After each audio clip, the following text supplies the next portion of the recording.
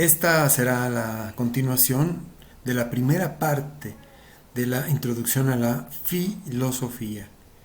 En la sección anterior había abordado lo que señala Jacob Rousseau sobre la naturaleza del hombre, si el hombre es un ser salvaje, depredador, que le gusta estar en constante guerra para apropiarse de cosas y mantener bajo control a los otros, de tal manera que él reflexiona sobre la idea de propiedad privada, y con esta idea de propiedad privada surgen las guerras y otras tantas debilidades en términos morales como la ambición, la codicia.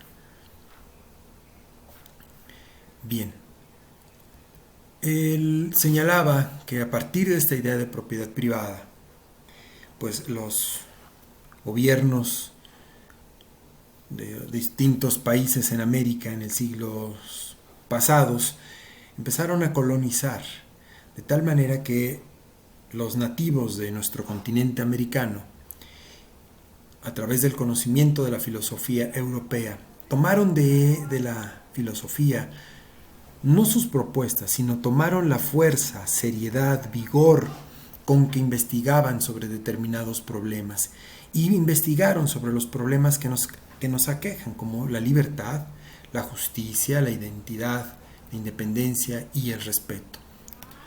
Finalmente, estos problemas siguen siendo tema de interés, porque siguen siendo problemas que nos aquejan para los habitantes de nuestro continente. Ahora, muchos de los pensadores americanos buscan mantenerse al margen de la imponente influencia que tiene la filosofía europea, dada la madurez que tiene en su método de investigación, de argumentación y de análisis.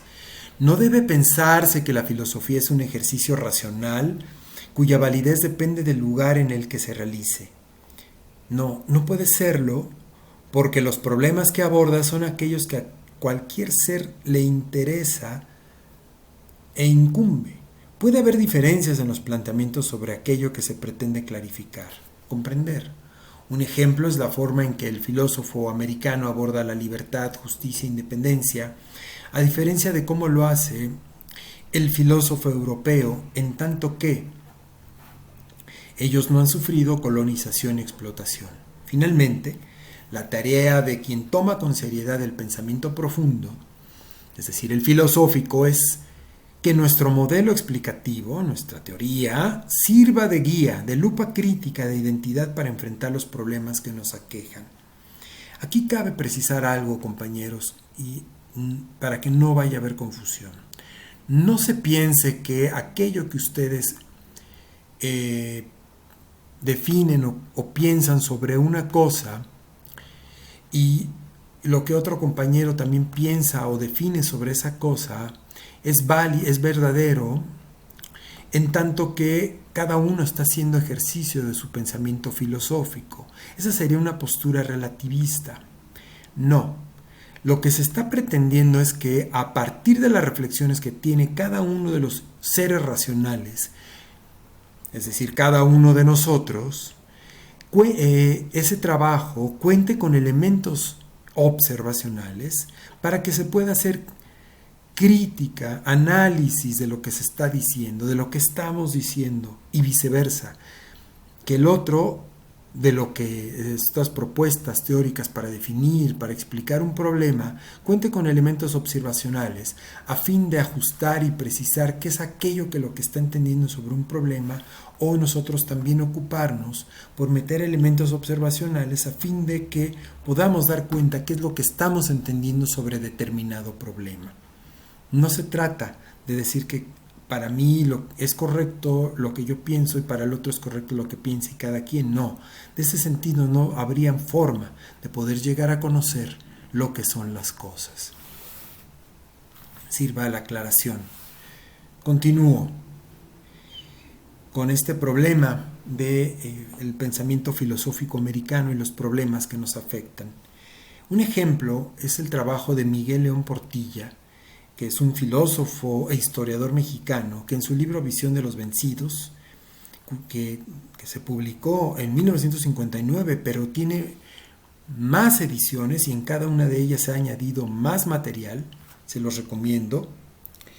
En este libro, Miguel León Portilla no solo reseña la brutalidad con que los nativos de lo que ahora se conoce como México fueron tratados por el español invasor, sino recupera y muestra la relación que tienen los nativos con la realidad. Después de la conquista de nuestra tierra, de imponernos su lengua y religión, el nativo sufrió y sigue sufriendo ahora como clase trabajadora. Una explotación y marginación que salen de toda lógica. Los habitantes de este continente, más de 3/4 partes de su población, viven actualmente en la pobreza y pobreza extrema. Los invito a que ustedes revisen información, se actualicen. No solamente se queden con aquello que reciben en las clases, con aquello que ven en televisión. Ustedes investiguen, profundicen. Ese es el hacer filosófico, compañeros. Estos habitantes originarios son explotados en su misma tierra y marginados de la riqueza que generan sus manos con su tierra, con su agua, con su aire. Tomando un poco de lo que he leído de Miguel León Portilla, puedo yo decir que lo que se menciona en este libro de Visión de los Vencidos es que los habitantes de este continente, los nativos, los originarios, somos seres despojados históricamente de imaginar un mundo en el que vivamos de igual a igual con otros hombres, sin el distingo que la propiedad privada de la industria impone. Finalmente, aquí dejo ver algo. El distingo de la propiedad privada de la industria, es decir, los empresarios, los dueños de las industrias, los que se encargan de producir, bueno, no producir bienes, de vender bienes, de contratar trabajadores, obreros. Esta reflexión sobre el análisis de nuestro sistema económico, político y social fue revisado en el siglo XVIII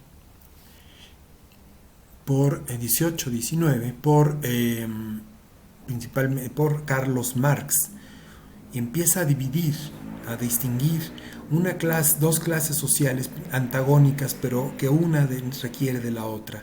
La clase burguesa, es decir, los que ahora conocemos como los empresarios y financieros, y por otra la clase proletaria, que somos los trabajadores, la clase obrera, los campesinos. Todos aquellos, en resumen, todos aquellos que vivimos y que vivimos dependiendo de vender nuestra fuerza de trabajo.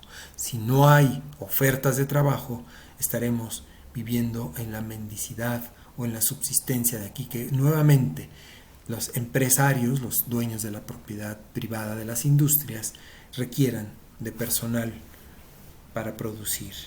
Ante esta reflexión surge en el siglo XX una revolución en Rusia, una revolución obrera, y uno de los filósofos políticos importantes de ellos es Lenin, que está aquí en la imagen, y en su libro Estado y Revolución dice algo que aún sigue siendo muy fuerte. Pero antes de eso voy a señalar en qué consiste, y lo voy a repetir, en qué consiste proletariado. El proletariado es la clase obrera, la clase campesina, en pocas palabras, es la clase social que depende de un salario para subsistir, para vivir, para satisfacer sus necesidades de alimentación, casa y techo. Y el capitalismo, bajo el capitalismo, es el sistema económico, es el sistema que ahora conocemos como de libre mercado o neoliberal, en el que predomina, tiene como base que hay unos que son dueños de las industrias, de las máquinas, del dinero, del dinero con el que se genera riqueza, ¿ok? Pero el proletariado, repito, en este caso, todos los obreros, campesinos, asalariados, siempre dependerán de que el capitalista requiera de mano de obra para producir. Si no la requiere, serán desempleados, pero viviremos en la marginación, en la miseria o en la extrema pobreza. Y dice Lenin aquí, que creo que es muy vigente y que ustedes analicen. Nosotros, los comunistas, somos partidarios de la República Democrática. Veamos la República Democrática como aquella en la que podemos elegir a nuestros representantes a través del voto. Dice Lenin, bueno, esta república democrática puede verse como la mejor forma de Estado para la clase trabajadora, obrera, campesina, bajo el sistema capitalista, pero no tenemos ningún derecho a olvidar que la esclavitud asalariada, es decir, que estamos dependiendo de algo, es el destino reservado al pueblo, incluso bajo la república burguesa más democrática. No podemos hablar de libertad de la clase trabajadora, estamos sometidos a un salario. De tal manera que para esta filosofía marxista, la clase trabajadora no cuenta, no tiene independencia, no es libre tampoco. Pero esta reflexión del pensamiento marxista y esta cita que estoy diciendo es un ejemplo de cómo líderes sociales de distintos lugares de nuestro continente, como en México, Ricardo Flores, los hermanos Flores Magón durante la Revolución Mexicana, Lucio Cabañas y Genaro Vázquez, que fueron maestros rurales durante los años 60 del siglo pasado en Guerrero, o de un obrero y activista social como Salvador Allende en Chile, también en los años 70 en ese país, o de Hugo Chávez, o de los revolucionarios Fidel Castro y Che Guevara, que llegaron a independizar, a liberar a Cuba de la influencia estadounidense, pero también en planos teóricos, como Adolfo Sánchez Vázquez, un filósofo español exiliado en México, que escribió fundamentales libros sobre el análisis del pensamiento marxista libertador para nuestro continente. Él es un ejemplo de la forma en que tomó la fuerza, vigor y seriedad con que el pensamiento europeo ha hecho análisis de los problemas, pero él lo ha aplicado para desarrollar una explicación, un modelo explicativo aplicable para los problemas que nos aquejan, en este caso de libertad, independencia, justicia, entre otros. Esta reflexión filosófica de la de Lenin ha sido tomada como una bandera de lucha y que nos guía para construir un continente en el que gobierne la libertad. En otras palabras, el filósofo americano puede coincidir con el filósofo europeo en los problemas, pero no en la forma de abordarlos.